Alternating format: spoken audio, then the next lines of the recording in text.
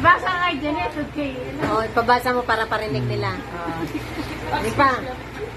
Sa GC. Sana isipan nila, mahal ko sila. Yung mga asawa ng mga anak ko na hindi, kunwari, magbibigay ng pagkataon na ano sa akin, makipagkita, ano ba sila? Kaya wala kang sahod daw.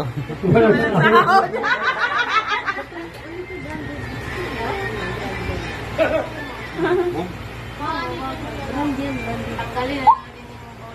Speak more. Kaya nga, ngayon ko sa mga anak ko nga, bagong taon, mag-isa tayo dito sa lahat. Isa na iwan sa bayan namin. Yes! Dahil habang buhay pa sa mundong ito, ang pagmahal ko sa inyo, Ay, bilak pa.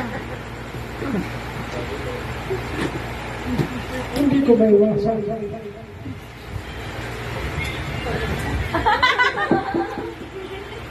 Tagay na yan.